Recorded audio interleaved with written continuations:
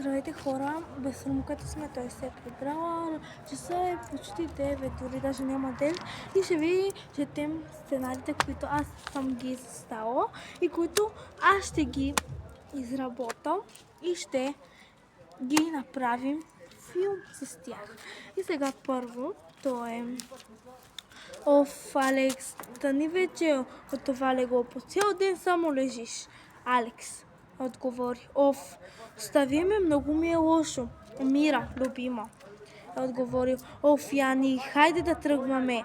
Остави го, но от любима тя ще е това, Мира. Тя ще е Мира. Самира. Самира казала е така: Оф, Яни, хайде да тръгваме, остави го. Аз отговорих: Добре, хайде, Мира, хайде. Яни: Аз: Довиждане, Алекс. Мира е казала така: Чао, Алекс.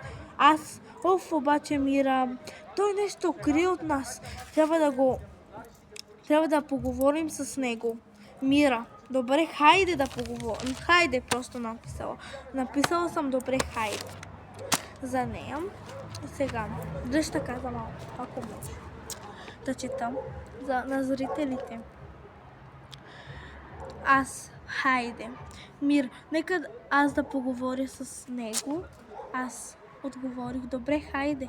Алекс: Оф, пак ли вие двете? Кажете какво искате.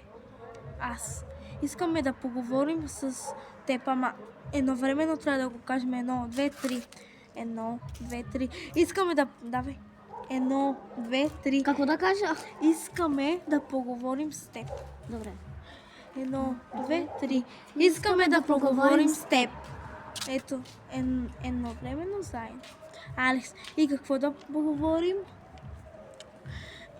Мира: Ти.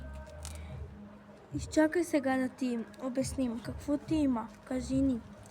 Алекс: Нищо ми няма. Вижте, жив, прав съм. Аз: Алекс, не лъжи, познавам те повече от Мир.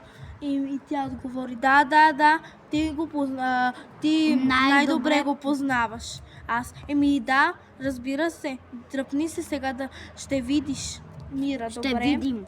Ще видиш. Така пише, ще видиш. Защо? Мира: Добре.